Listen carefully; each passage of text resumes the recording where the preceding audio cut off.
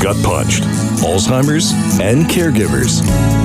Navigating the insidious illness of Alzheimer's is something nobody asks for. The disease sneaks up on you and your loved one, and it feels like you've been sucker punched in the gut. Then you ask, where do we turn for help? Who do we call? What do we do? These questions and more are what we hope to answer and give you some direction and hope. Now let's join our host, Jeff Edwards. Greetings and welcome. This is GutPunched, Alzheimer's and Caregivers, episode 65, or Alzheimer's, an author, a poet, dementia, a musician, and a nurse walk into a room. What do they have in common? You'll see. How's everybody doing? Great, I hope. Thanks for joining us today. Now, did you figure out our little riddle? Alzheimer's, an author, a poet, dementia, a musician, and a nurse walk into the room. And what do they have in common? Why, it's Mr. Bob Shea of Elder Entertainment, our guest today. A very creative and interesting individual, and I think you're going to enjoy this. And we'll also look at an article about diabetes blood tests predicting Alzheimer's decline. Now, this wouldn't be GutPunched if we didn't go over our tenets or rules. The tenets we follow at GutPunched, Alzheimer's and Caregivers, are simple. Number one, you have to take care of yourself, because if something happens to you, who is going to take care of your loved one? Number two, you can't do it alone. You need help. Find good caregiver groups or network with friends and relatives. Number three, make a list of people, friends, relatives, coworkers who have offered to help you in time of need, and then make a list of things you need done but can't do yourself because caregiving duties are overwhelming. Use the list. Start at the top. Keep going till you get what you need done. You'll find it very helpful. Number four, create a help signal. Identify a cue or phrase to confirm your loved one is comfortable with receiving help, and something your loved one can remember or write down on an index card or something like that so they can save it and locate it, or you can save it and locate it. It will help put them at ease. Ready? Here we go. In here, they are, but aren't. They speak, but of nothing. Inaudible and sometimes haunting sounds in here. We breathe the same air in and push it back out in a song. This is the first stanza of a longer poem in here that is in the book Peekaboo, I See Miracles, Musings of Musical Memories and Alzheimer's Disease by Nurse Bob. I'm on the phone with Mr. Bob Shea from Elder Care Entertainment. Hi, Bob. How you doing today? Good, Jeff. How are you? Good. We had a conversation a couple weeks back. How I found out about you was from an article in the Florida Weekly written by Mr. Williams, Roger Williams. Then I reached out to him and he put me in contact with you. I found what you're doing is very interesting, and it sounds like a lot of fun, too. You had mentioned that you had done a couple of different things throughout the years, and then you became a nurse at the age of 43. And then you played in a band called The Fleas. And most recently, what are you doing? Tell us. Mostly what I do is I play at primarily dementia communities. 30 times a month. Wow, that's a lot. And it's not just the music. You know how that goes, Jeff. It's the entertaining. It's the one-on-one, the one on the group. It's just paying attention to each person. Now, what led you to get into performing at memory care communities? There had to be a motivation. Well, yes. I was enjoying booking the bands in different places, you know, the Fleas. I booked them at the Moorings, at the Chateau at the Moorings in Naples, and I liked it. And I did it to another place. And next thing you know, I told the mandolin player, Doug Gurdon, I said, I think I'm going to just see if I can get a bunch of solos. And 2 months later, he said, hey, how's it going? I said, I have 16 a month for the rest of the year. And I didn't know it was going there. You know, I had no idea. Sure. That was 2008. And then in 2015, I decided, well, I'm just done. I'm done with nursing. I'm just going to do this. And that's it. Well, there you go. It gives you more time to do it. You know, it sure did. It sure did. It was the best move I've ever made. What purpose do you feel that you're fulfilling in doing what you're doing? Well, actually, there's 1,000 answers to that. But the primary one is right? We only have like right now or today, and I might as well be doing what I love. So what I see is windows opening. Every day I go and I play. Just constant windows opening, awareness, people coming into awareness, people leaving the awareness, or seemingly. I never know where their head is really at. So somebody with dementia might not respond at all, but it doesn't mean that they're not there. And that is so typical of this one chapter in the book called No Notes. I didn't think she was paying attention. Right. We're going to talk about your book in just a little bit. When you go and do a show, sitting, looking at music and playing, or are you interacting and moving around? How do you do your show? I have a remote microphone and a remote microphone for my guitar. Mm-hmm. And this is what makes it beautiful. I can get right there with them, or I can stand in front of everybody, but each person's an individual. So I will walk over to each person many times during the show and lock eyes and try to prompt something from them. It's like a coach. I want something from them. Gotcha. What kind of music are you playing? Particular songs, a period of time, or a little bit of everything? I make jokes with them and I say, some of the songs we're going to sing go back to the 1700s. And they're like, what? And I'll say, yeah, Christmas songs, but we'll wait for Christmas. And sometimes I'll throw that in there just because it's obtuse. When I'm obtuse and I'm not straight on with them, it makes them think. And sometimes open people. And when I say them, this is so generally speaking. But to answer the question more succinctly, I will play anything from stuff we learned as children, all the way up to the 50s, 60s, sometimes 70s. I don't want to belittle them and sing nursery rhyme songs, but I will throw something in there just because of that and watch how they respond. It really is fishing. I'm fishing every time I go there. What is the mood? Who am I playing for? Right. Where are they? That's a good way to gauge a crowd. You go with the flow. It's never a set list, ever. There you go. I bring it all in a radio flyer. It's a very simple setup. Just a radio flyer, because the radio flyer itself is a stimulus for them to think. Gotcha. You started to talk about your book, and that was one of the questions I had for you. It's called Peekaboo, I See Miracles. Now, I haven't gotten a copy yet, and then we'll work that out. I will also actually, I think I mentioned in an email that I will get it put on my site so that people will be able to find it there. And right now it's on Amazon. But tell us about it. Where did the title come from? And what do you mean, Peekaboo, I See Miracles? What does that mean? First off, I have to say the origin was that I like to write. I love to write. And so when I'm a runner and I do long distance pilgrimages, and when I walk through Portugal or Spain, hundreds of miles, I'm talking into my phone, dictating thoughts. And I had been doing this with no intention of writing a book. With each thing that just amazed me with what music did and what love does between two people or a group. And so I just was writing these little things, these little notes. And all of a sudden I realized I have a story. Hey, man, can I hold your box? And that's Leo. And Leo was a musician. He couldn't remember the words, but his fingers just lit up the fretboard. Amazing. I just kept writing these stories. And then one day I said, I got a book. This is a book, and people need to know about this book because they really need to know. Everybody's got this very strange but accurate perception of people with dementia. Mm-hmm. And I want them to know that there's a lot of happiness that goes on behind the doors in these communities. There is. To see people sometimes just sitting there looking into space, and you go, am I reaching those people? Can they hear me? Yeah, they can hear you. Do they understand it? Maybe so. Music is the last thing that a person with dementia and or Alzheimer's have. It's the last thing that they lose.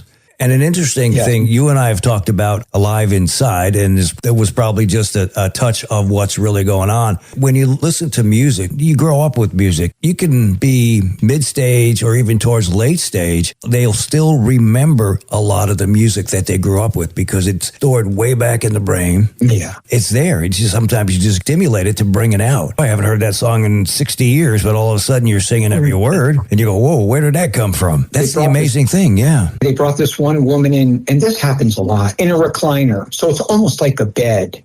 And her face was angel-like. It was just soft, eyes closed. It doesn't matter. I'll go over and I will devote time to that one person. And you'll see a little toe moving. Or if they have Parkinson's and they're shaking, and it's in my book also, you see the lips moving to the cadence of the music. So they are singing. And we just don't know. We just don't know. But I do. I know. Sure you do. Because you're paying attention to it and you're around it and you're contributing to it. I mean, that's like with the Alive Inside, the old man who was pretty much comatose. He hears music that he grew up with, and the first time he tries to snap his fingers, and it took him a while to do that. And then it took him a while to raise his head, and he was like a flower opening. And that's a way to connect with people. Yes. You have to get down to where they are, and music is great. I've done numerous articles and mentions about music in all the podcasts that we've done so far because it is so important, because it's a way to communicate. They might not be able to talk to you about it, but you know that they're listening and they're loving it because, wow, nobody's paying attention to them. Right. I've done this a long time, 30 performances a month for 10 years full time. And I will see things. People who won't say anything for 3 years, all of a sudden will. They're roaming around the unit for 3 years and then putting their head on my shoulder, grabbing my fretboard. It goes way deeper. Alive Inside was beautiful. I'm not cutting that at all, but it goes way deeper than the music. What it goes into is attention. A music or animals or whatever with attentive behaviors to them. I'm a nurse. It was always about assessing. That's what I do through this. I'll do yoga postures. I will do whatever it takes to light up another part of their brain, which might bring them into saying something to the loved one next to them. You're bringing it out of them. On your YouTube page, you have some different videos. Can you tell us more about them? What's on the YouTube? We'll give how to get there later. It's kind of the similar behaviors that I do. They are primarily for people with dementia-related conditions. So I don't know how many weeks ago it was. Maybe it was a month ago, maybe a little bit longer. I was at my dry cleaners picking up a shirt or two, and I was just getting ready to leave, and he runs out. He says, hey, wait. I got to tell you, there's an article you need to read in the Florida Weekly. It's got about Alzheimer's and stuff. You might like it. So I said, okay, I'll take it home. Well, I totally enjoyed it. The article is called The Dementia Fight, Singing into a Storm, written by Roger Williams for the Florida Weekly paper. In the article, and something you alluded to a little bit earlier, you tell a story about a time after COVID. You had just finished playing and you were packing up and you hear a blah, blah, blah, no from a woman in a wheelchair. And I think it's a defining moment of why you do what you do. So will you share that story with us? I will. And I shared part of it when I talked about the woman. And stuff like this happens all the time. People wander and you can't make them sit in one place. So they wander and I pay attention to them and I'll walk up to them. And this one woman, she used to wander around. Like I say, she'd grab the fretboard. Of course, the attendant wants to restrict her. And I'm like, no, let her do what she does. I do what I do. Yeah, she would put her head on my shoulder while I play and she would babble. And so about 4 years later, I'm packing up my stuff. I didn't even know if anybody was still in the room. I hear a voice going, blah, blah, blah, blah, blah, blah. And I look over and it's her. And she's pointing at me with a pencil. And I thought, well, okay, I'll walk over and say hi. And I walked over and said hi. And before I got there, halfway, she pointed that pencil right at my face and started going, no.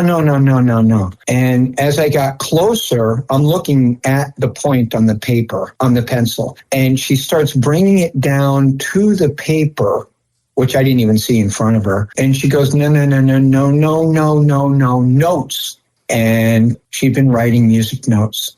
They were scribbles. They were uneven. But they were clearly half notes, quarter notes. Clearly she was doing this. And then I don't even know where her mind was when she was doing all of that. And you probably don't know her history or background. She might have been a music teacher for all you know, but she was communicating. That's a really cool thing. And that's got to be an exhilarating feeling for you. Yes. When you think about it, it kind of makes you stop and go, they're in there. It's one of hundreds of situations like that I see.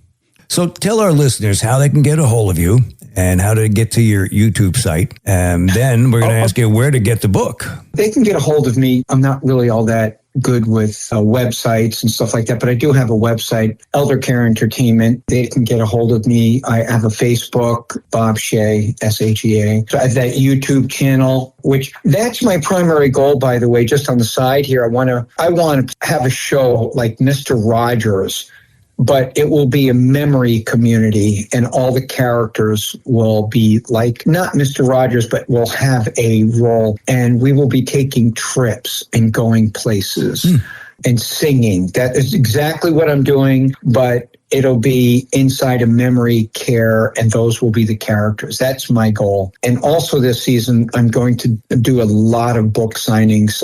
Really want this book to get out there because I think it's a book of hope. So locally, I will be at every library I can, every coffee house I can, every independent living that I can, playing music, reading, joking, playing more music, hopefully getting the message out there, the message that we're talking today about. And that is, for me, that we have this Alzheimer awareness, but it could be grander.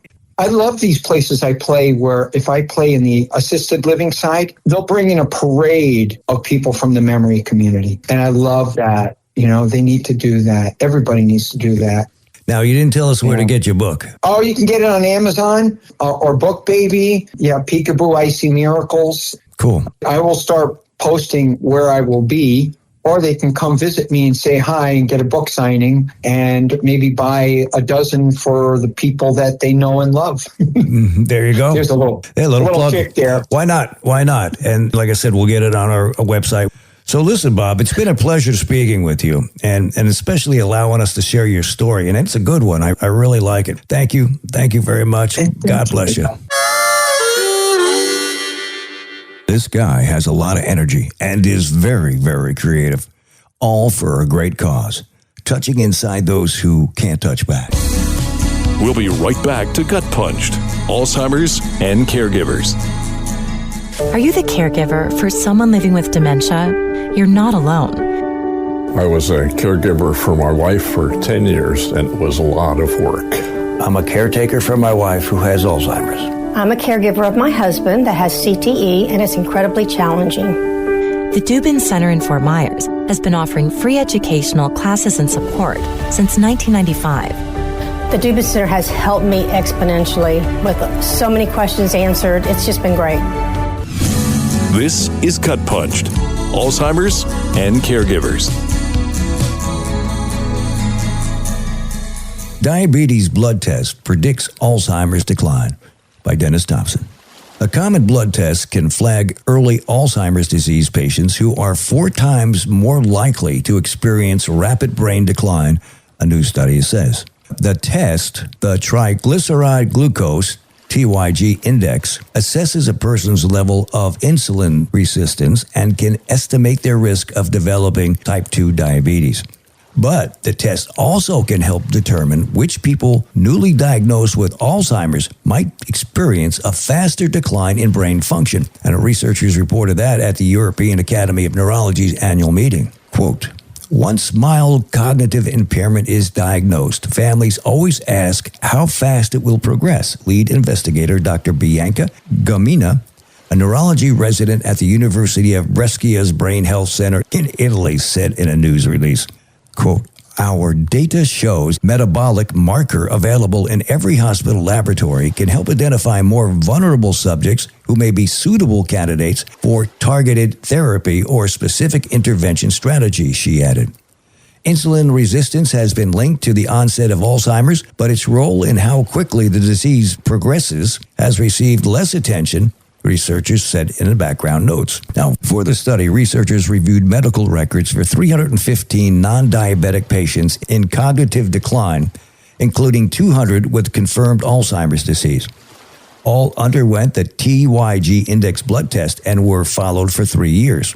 A third of Alzheimer's patients with the highest levels of insulin resistance had a quadrupled risk of faster cognitive decline when compared to those with the least insulin resistance, the results showed. They were surprised to see that the effect only in Alzheimer's spectrum and not in the neurodegenerative diseases, Gomina noted. It suggests a disease-specific vulnerability to metabolic stress during the prodromal window, when interventions may still change the trajectory. Insulin resistance is believed to advance Alzheimer's by impeding blood sugar uptake to neurons, promoting the accumulation of toxic beta amyloid proteins, disrupting the blood-brain barrier and fueling inflammation, the researcher said. Now, this study found that high TYG-assessed insulin resistance was indeed associated with disruption to the blood-brain barrier. However, insulin resistance did not appear to interact with a person's genetic risk for Alzheimer's, indicating that these are separate risk factors that might operate independently. Now, researchers are now investigating whether TYG levels track with imaging scans of Alzheimer's, as combining the two could aid earlier detection. If targeting metabolism can delay progression, we will have a readily modifiable target that works alongside emerging disease-modifying drugs, Gomina said. She presented her findings Monday at the EAN meeting in Helsinki. Findings presented at medical meetings should be considered preliminary until published in a peer-reviewed journal. And that's a good point. We'll be right back to Gut Punched, Alzheimer's and Caregivers.